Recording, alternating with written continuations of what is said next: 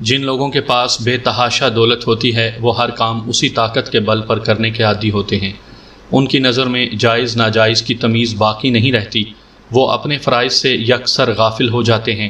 جب بھی ان کی کوتاہیوں کے طفیل کوئی مسئلہ سر اٹھا کر سامنے کھڑا ہوتا ہے تو وہ اپنی دولت کے اثر سے اس مسئلے کا سر کچلنے کی کوشش کرتے ہیں اور یہ بھول جاتے ہیں کہ منصف اعلیٰ تو کوئی اور ہے۔ ظلم اور زیادتی ایک حد تک ہی روا رکھی جا سکتی ہے، خدا کی لاٹھی بے آواز ہے۔ جب آفاقی قانون حرکت میں آتا ہے تو دولت کے انبار حقیر ذروں کی صورت اختیار کر جاتے ہیں۔ انسان بہت سبق فراموش واقعہ ہوا ہے، وہ ماضی کے تلخ تجربات سے نصیحت پکڑنے کے بجائے نئے تجربات کرنا چاہتا ہے، اور اسے خوش فہمی رہتی ہے کہ اب ایسا نہیں ہوگا، اگرچہ ویسا نہیں ہوتا مگر اس سے بھی کہیں زیادہ برا ہو جاتا ہے۔ آئندہ پیشی میں 1 ہفتہ باقی تھا۔ اس دوران میں 2 مرتبہ احمد علی مجھ سے ملنے آیا۔ ایک بار سلیم اس کے ساتھ تھا، وہ میرے بے حد مشکور تھے۔ میں نے ان سے ہر قسم کی بات کی مگر عبدالکریم کی ہینڈسم آفر کا مطلق ذکر نہ کیا۔ میں انہیں خواہ کسی وہم میں مبتلا کر کے پریشان نہیں کرنا چاہتا تھا۔ جب میں نے عبدالکریم اور اس کی آفر کو کنسیڈر ہی نہیں کرنا تھا، پھر بیکار کے قصے کہانیوں کا کیا فائدہ؟ وہ ایک سادہ اور آسان کیس تھا، اسے بار بار اسٹڈی کرنے کی ضرورت نہیں تھی۔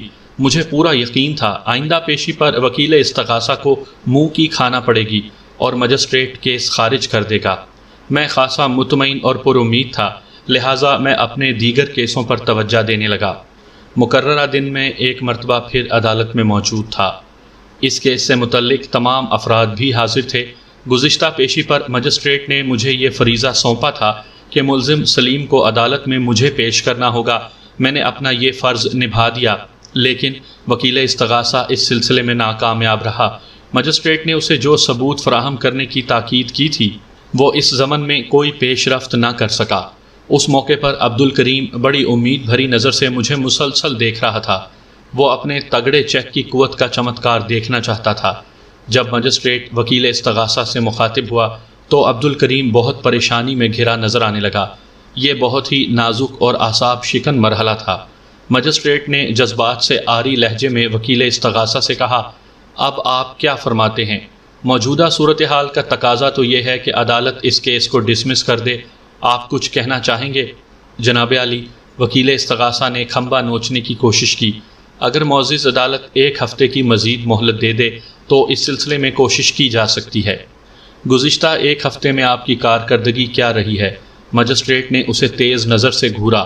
وہ لنگڑا بہانہ بناتے ہوئے بولا، پولیس کو بعض اوقات کسی معاملے کی چھان بین کے لیے وقت درکار ہوتا ہے، اس لیے تاخیر ہو جانا کوئی اچنبھے کی بات نہیں، لہٰذا میں 1 مرتبہ پھر معزز عدالت سے استدعا کروں گا کہ کیس کو خارج کرنے کے سلسلے میں جلد بازی سے کام نہ لیا جائے۔ جلد بازی؟ مجسٹریٹ نے برہمی سے کہا، آپ اسے جلد بازی کہہ رہے ہیں؟ اس سوال کا وکیل استغاثہ کے پاس کوئی جواب نہیں تھا، وہ باد مخالف کا اندازہ لگا چکا تھا۔ مجسٹریٹ کی ناراضگی سب پر عیاں تھی، لہٰذا اس نے کوئی مزید حربہ نہ آزمانے کا فیصلہ کرتے ہوئے خاموشی اختیار کر لی۔ یہ رویہ استغاثہ کے ہتھیار ڈالنے کے مترادف تھا۔ مجسٹریٹ نے میری طرف دیکھتے ہوئے کہا، بیگ صاحب آپ کیا کہتے ہیں؟ یور آنر، میں صرف اتنا کہوں گا کہ موجودہ حالات کی روشنی میں جائز فیصلہ کرتے ہوئے انصاف کے تقاضے پورے کیے جائیں۔ 1 ہفتے کی مزید مہلت تو کیا، اگر یہ مہلت 1 سال پر بھی محیط ہو جائے تو نتائج میں کوئی فرق نہیں ہوگا۔ سچائی چھپ نہیں سکتی، بناوٹ کے اصولوں سے مصداق استغاثہ چاہے کتنا بھی زور لگا لے، اس کیس کو اپنے حق میں ثابت نہیں کر سکتا۔ میں استغاثہ کے موقف کا بھانڈا پھوڑ چکا ہوں، اب اس میں باقی کچھ نہیں بچا، اور میرے فاضل دوست نے پولیس کو درپیش مسائل کا جو راگ الاپا ہے اس میں سر ہے نہ کوئی سنگیت۔ میں چند لمحات کے لیے خاموش ہوا۔ وکیل استغاثہ اور انکوائری افسر بڑی کینہ توز نگاہوں سے مجھے گھور رہے تھے۔ میری نظر عبدالکریم پر پڑی تو اس کا حال ان دونوں سے بھی زیادہ برا نظر آیا۔ اس کے چہرے پر ایسے تاثرات خیمہ زن تھے کہ وہ عدالت کے کمرے سے باہر نکلتے ہی مجھے شوٹ کر دے گا۔ میں اس کی فرمائش کے خلاف مصروف عمل تھا، جو اس کے لیے ناقابل برداشت ہو گیا۔ میں نے حاضرین عدالت میں ایک بھرپور نگاہ ڈالی اور مجسٹریٹ کی طرف متوجہ ہوتے ہوئے کہا، جناب عالی، وکیل استغاثہ نے فرمایا ہے بعض اوقات پولیس کو کسی معاملے کی چھان بین کے لیے وقت درکار ہوتا ہے۔ اگر ہم ان کی بات پر صاد کر لیں تو پھر یہ بات بھی ماننا ہوگی کہ وہ جس پولیس کا ذکر کر رہے ہیں وہ ہرگز یہ پولیس نہیں جس نے جائے وقوع سے نورین اور میرے موکل سلیم کو پکڑا تھا۔ میں نے سانس لینے کی خاطر ذرا توقف کیا، پھر اپنے دلائل کا سلسلہ جاری رکھتے ہوئے کہا، یور آنر، استغاثہ کی پشت پر جس پولیس کا ہاتھ ہے اس کی مستدی تو مسلمہ ہے، اس نے اپنی کارکردگی کا بین ثبوت دیا ہے، بلکہ نہایت ہی مختصر وقت میں اس نے ملزم سے متعلق بہت سی ایسی تحقیقات بھی کر لیں جن کا حقیقت سے کوئی تعلق نہیں۔ اب تو انہیں کچھ بھی نہیں کرنا تھا۔ معزز عدالت نے تو پولیس کے دائر کردہ دعووں کے ٹھوس ثبوت مانگے تھے۔ اگر استغاثہ وہ ثبوت عدالت میں پیش نہیں کر سکا تو اس سے یہ ثابت ہوتا ہے اس کا دعویٰ جھوٹا اور مبنی بر سازش ہے۔ میرے موکل کو ذہنی اذیت سے گزرنا پڑا۔ حوالات میں گزری ہوئی ایک رات ابھی تک اس کے حواس پر مسلط ہے۔ وہ بہت ٹینشن میں ہے۔ اس کے احساس کو پہنچنے والی تکلیف کا مداوع تو نہیں ہو سکتا، لیکن اس کی عزت کو جس بری طرح عدالت کی نظر کر کے اچھالا گیا ہے وہ ہمدردی اور توجہ کا تقاضا کرتا ہے۔ مجسٹریٹ نے مجھ سے پوچھا، معزز عدالت اس کیس کے ملزم سلیم کو باعزت بری کرتے ہوئے کیس کو خارج کرتی ہے، اس کے علاوہ آپ کیا چاہتے ہیں؟ میں معزز عدالت کے اس منصفانہ اور عادلانہ فیصلے کا خیر مقدم کرتا ہوں جناب، میں نے احترام سے لبریز لہجے میں کہا، لیکن اس کے ساتھ ہی فاضل عدالت سے ایک چھوٹی سی درخواست بھی کرنا چاہوں گا۔ کہیں، آپ کیا کہنا چاہتے ہیں؟ مجسٹریٹ نے فراخ دلی کا مظاہرہ کرتے ہوئے کہا۔ میں نے کھنکار کر گلا صاف کیا اور گھمبیر آواز میں کہا، جناب عالی، میرے موکل کو گزشتہ ایک ہفتے کے دوران جس اذیت سے گزرنا پڑا، اگرچہ اس کا صحیح الصحیح ازالہ تو ممکن نہیں، لیکن اس موقع پر میں چاہوں گا کہ استغاثہ اسے ایک مناسب ہرجانہ ادا کرے تاکہ اس کی اشک شوئی ہو سکے۔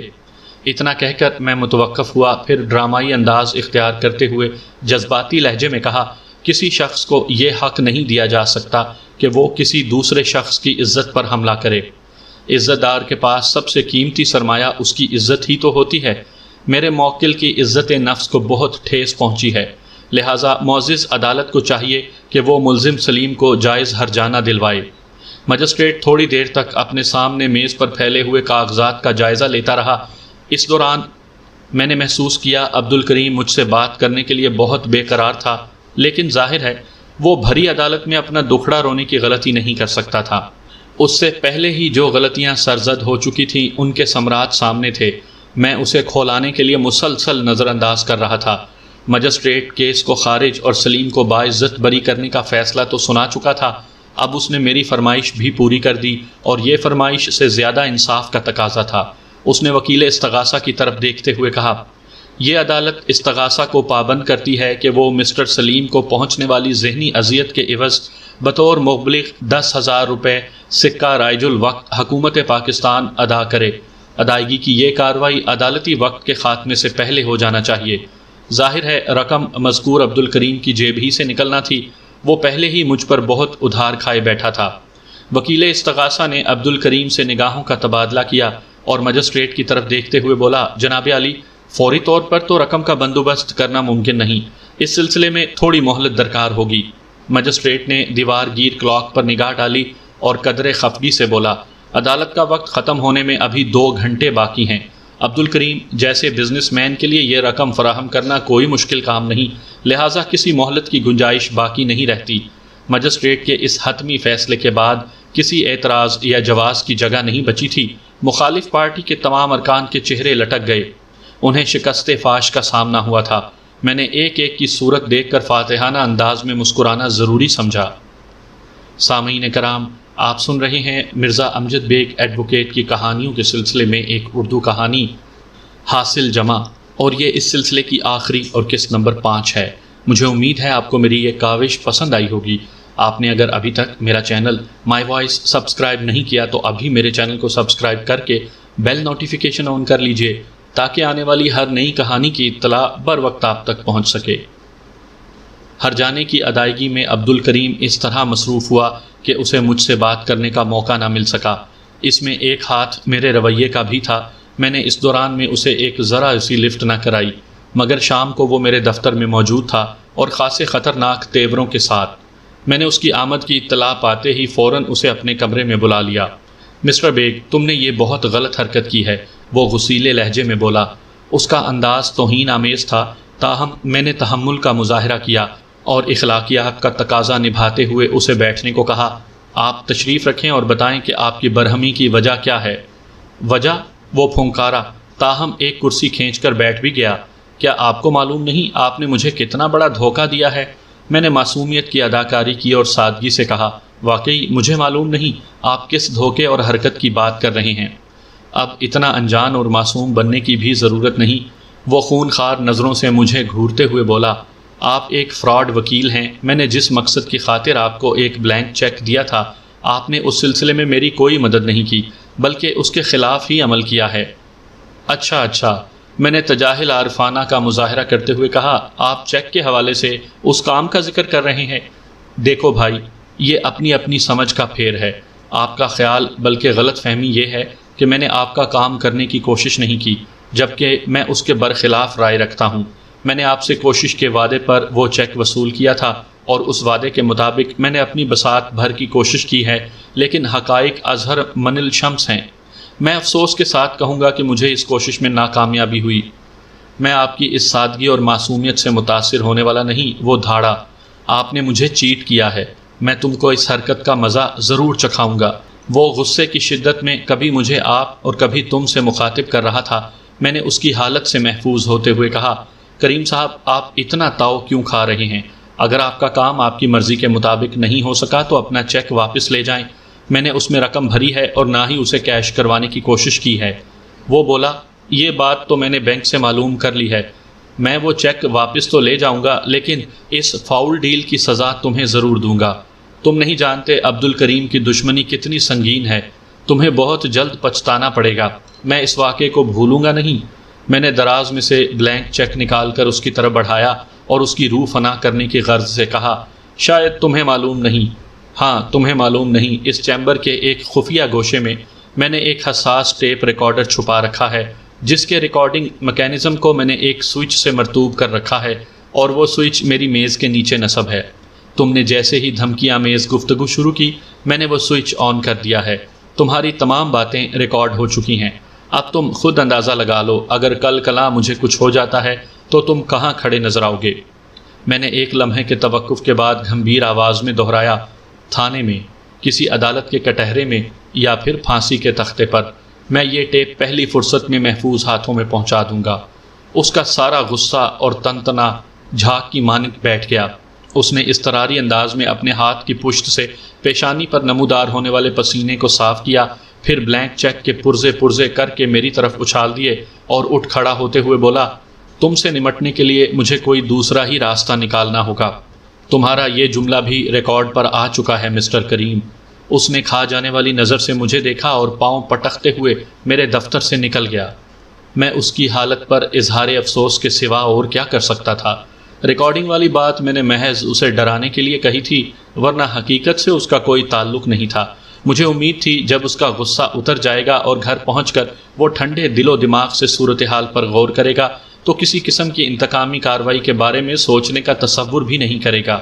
جس طرح سانپ کو بے ضرر بنانے کے لیے اس کا زہر نکال لیا جاتا ہے، بالکل اسی طرح میں نے عبد الکریم کو حدود میں رکھنے کے لیے وہ چال چلی تھی، گویا میں نے اسے کیل کر رکھ دیا تھا۔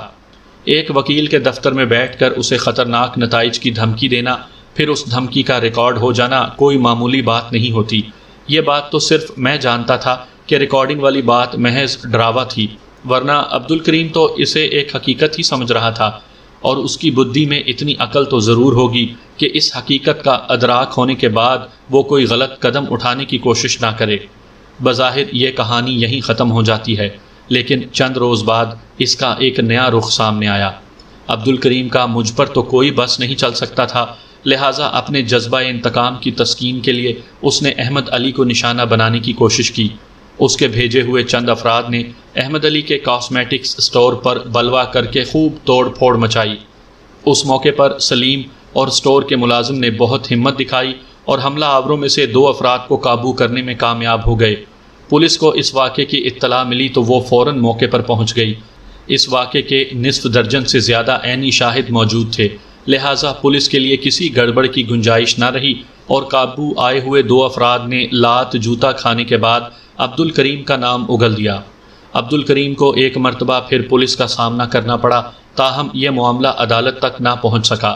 اس کی ایک وجہ یہ تھی کہ احمد علی خود کسی نئے مقدمے بازی کے موڈ میں نہیں تھا، وہ ایک پرامن اور صلح جو انسان تھا۔ اس نے اس شرط پر اپنے مخالفین کو معاف کر دیا کہ آئندہ اس کے ساتھ کسی قسم کی انتقامی کارروائی نہیں ہونا چاہیے۔ دوسری وجہ عبد الکریم کا پیسہ پھینک تماشا دیکھ والا کردار تھا۔ اسے ایک مرتبہ پھر پولیس والوں کی جیب بھاری کرنا پڑی، چنانچہ پولیس نے خصوصی کردار ادا کر کے دونوں پارٹیوں میں صلح صفائی کر کے معاملہ رفع دفع کروا دیا۔ اس دشمنی میں تمام تر نقصان عبد الکریم کو اٹھانا پڑا، کیونکہ وہ منفی خیالات کا حامل تھا۔ اس کا لگ بھگ 1.5 لاکھ ضائع ہو گیا، کیونکہ کاسمیٹکس سٹور کی توڑ پھوڑ کے سلسلے میں بھی اسے بھاری ہرجانہ ادا کرنا پڑا تھا۔ بے عزتی الگ ہوئی تھی۔ ساری بات طرز فکر کی ہوتی ہے۔ تعمیری خیالات رکھنے والا انسان ہمیشہ فائدے میں رہتا ہے، جبکہ منفی اور تخریبی سوچ نقصان کا باعث بنتی ہے۔ اس جنگ میں عبد الکریم نے بہت کچھ جھونکا، مگر حاصل جمع صفر کے برابر بلکہ مائنس میں ظاہر ہوا، جبکہ احمد علی سراسر فائدے میں رہا۔ اس کی سوچ مثبت اور طرز عمل تعمیری تھا۔ یہ معمولی سا نقطہ انسان کی سمجھ میں آ جائے تو پھر کمی کس بات کی ہے۔